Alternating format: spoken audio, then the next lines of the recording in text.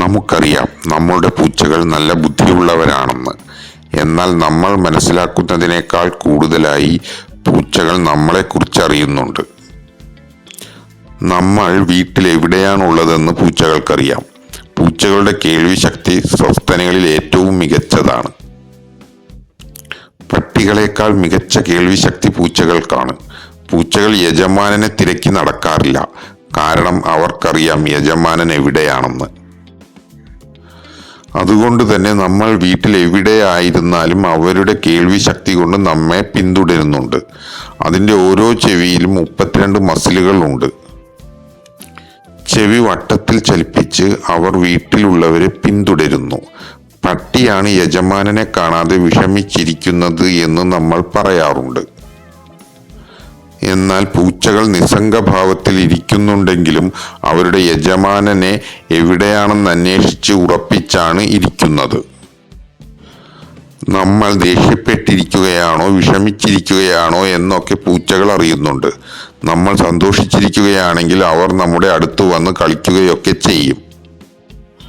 വിഷമിച്ചിരിക്കുകയാണെങ്കിൽ അതും പൂച്ചകളിൽ പ്രതിഫലിക്കും. അവർ നമ്മെ ആശ്വസിപ്പിക്കുകയാണെന്ന് നമുക്ക് തോന്നുന്നതല്ല, അവർ നമ്മെ ആശ്വസിപ്പിക്കുക തന്നെയാണ് ചെയ്യുന്നത്. പൂച്ചകൾക്കറിയാം യജമാനനെ കൗശലം കൊണ്ട് സ്വാധീനിക്കാമെന്ന്. എന്തെങ്കിലും ആവശ്യമുണ്ടെങ്കിൽ അവർ വലിയ ശബ്ദത്തിൽ കരയും. അത് അവഗണിക്കാൻ കഴിയാതെ യജമാനൻ അവർക്ക് ആവശ്യമുള്ളത് നൽകാൻ നിർബന്ധിതനാകും. യഥാർത്ഥത്തിൽ പൂച്ചകൾ മനുഷ്യനോട് ആശയവിനിമയം നടത്താനാണ് മ്യാവൂ ശബ്ദം ഉപയോഗിക്കുന്നത്. പൂച്ചകൾ തമ്മിലുള്ള ആശയവിനിമയം നമുക്കറിയാത്ത ശബ്ദമില്ലാത്ത ഭാഷയിലാണ് നടക്കുന്നത്. പൂച്ചകൾക്ക് യജമാനന്റെ ശബ്ദം തിരിച്ചറിയാൻ സാധിക്കും. യൂണിവേഴ്സിറ്റി ഓഫ് ടോക്കിയോയിലെ ശാസ്ത്രജ്ഞന്മാർ നടത്തിയ പരീക്ഷണത്തിൽ റെക്കോർഡ് ചെയ്യപ്പെട്ട ഒരുപാട് ശബ്ദങ്ങളിൽ നിന്ന് യജമാനന്റെ ശബ്ദം പൂച്ചകൾ തിരിച്ചറിഞ്ഞു.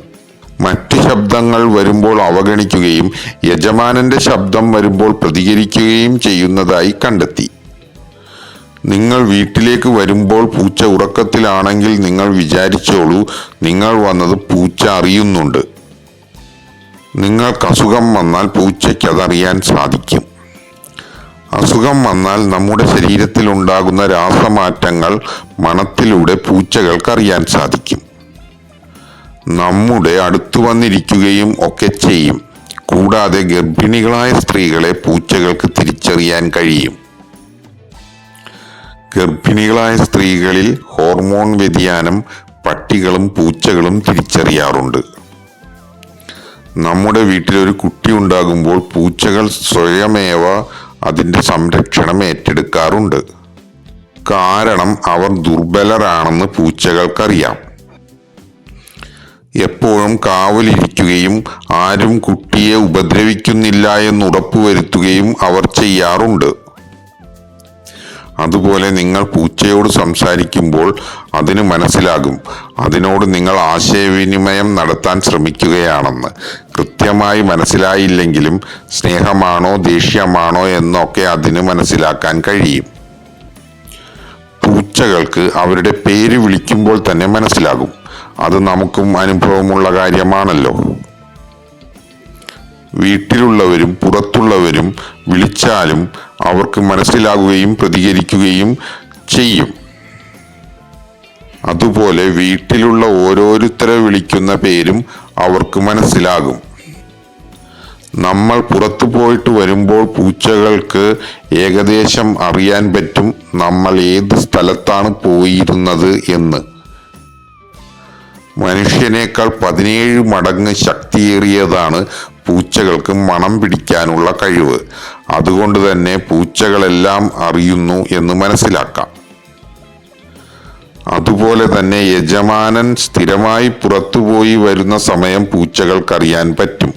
എപ്പോൾ പുറത്തുപോയി വന്നാലും വാഹനത്തിന്റെ ശബ്ദം കേൾക്കുമ്പോൾ തന്നെ പൂച്ച പ്രതികരിക്കാറുണ്ട്. പൂച്ചകൾ ശീലങ്ങളുടെ ജീവികളാണ്.